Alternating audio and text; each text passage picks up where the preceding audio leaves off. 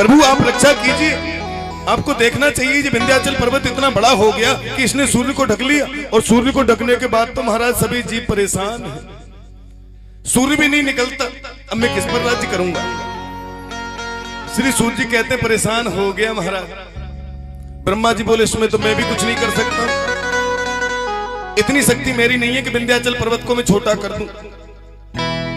अरे अपनी तपस्या के बल से वो बड़ा हुआ है, छोटा तो उसे किया जा सकता है जिसने बेईमानी का पैसा लेकर के बड़ा आदमी हुआ हो, उसे छोटा कर सकते हो, लेकिन जिसने भगवान की कृपा से कमाया हो उसे भला भगवान भी छोटा नहीं कर सकते हैं।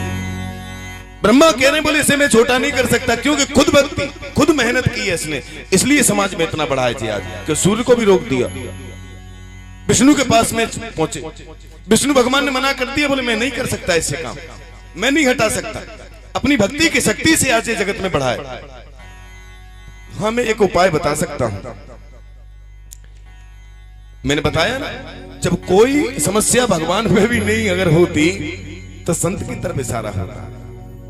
उन्होंने कहा बोले अगर तुम्हें ये विंध्याचल पर्वत को छोटा करना है तो अगस्त मुनि के पास में जाइए जो काशी में रहते हैं इस समय, अगर तुम उनके पास में जाओगे तो मुझे और उम्मीद है कि वो सब कुछ कर सकते हैं। पर संत मिलन को जाइयो, संत के पास जाने का तरीका होता, ऐसे ही नहीं जाना चाहिए संत के पास। संत मिलन को चालियो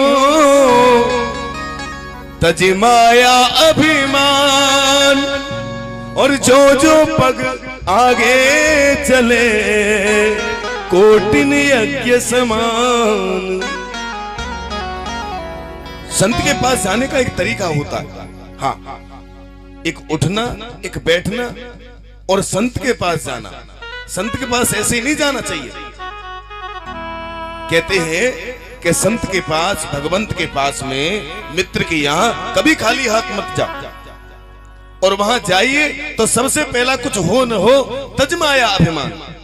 जो हमारे अंदर जो माया और अभिमान दो हैं ये बीच में आ जाते तो हम संत से सही से मिल नहीं पाते। पहला तो माया और अभिमान। माया किसे कहते हैं बोले 25 बीघा तो खेत है जी हम पे, और 15 बोलेरो खड़ी हैं, और फलाने सिंह नौकरी में लगे हुए, जी है माया, और जी है जाको अभिमान। इन दोनों को दूर करना पड़ेगा। ये अभिमान रूपी जूते चप्पल हैं, इनको थोड़ा बाहर उतारिए, और इनसे बाहर उतारने के बाद साधु से मिलिए, फिर आपको कुछ मिलेगा। जब तक कुछ मिलने वाला नहीं, अगर आपको कुछ चाहिए तो, इसलिए आप उनके पास में पहुंच रहे हो तो संत के पास जाने का तरीका जरूर सीख लो। देवता बोले महाराज आप कह रहे हैं तो हम और संत के पास जाएंगे। ब्रह्मा विष्णु तीनों ने महेश में मना कर दिया, बोले हम पर्वत को नीचा नहीं कर सकते। अगस्त मुनि के प्यास आए, धन्य हमारी भारत भूमि के लिए, थोड़ी बड़ा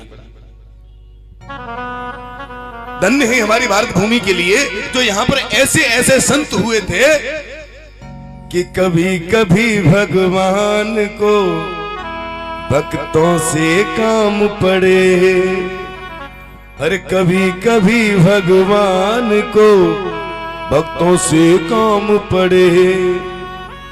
और जाना था गंगा पार प्रभु के वट की नाव चढ़े, और कभी कभी भगवान को भक्तों से काम पड़े। ये बात बिल्कुल सत्य है कि कभी कभी भगवान को भी भक्तों से काम पड़ता है, और कई बार पड़ा।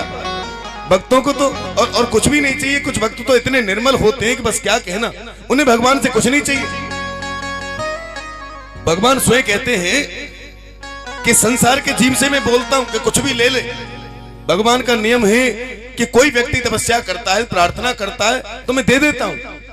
भगवान का नियम है कि भोग चाहे तो भोग दे डारूं, और योग चाहे तो योग, और जो ना चाहे कुछ भी अपने आप को दे डारूं।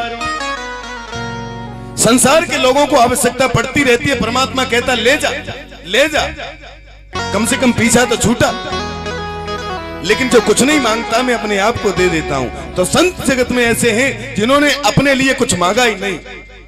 अजी परमार्थ के कारण साधुन धरा शरीर। संसार में सभी रिश्ते स्वार्थ के और सभी स्वार्थ हैं। हम किसके लिए कमाते हैं? हम अपने बच्चों के लिए कमाते हैं। हम जितना भी करते हैं वो सब अपने लिए करते हैं, लेकिन संत जो भी करते हैं वो परमार्थ में करते हैं, अपने लिए कभी नहीं। इतिहास गवाह है, संत और भगवंत को एक जगह रखा गया है। इसलिए संत मिलन को चालियों तज माया अभिमान। संत से मिलने के लिए जाना है तो तज माया अभिमान।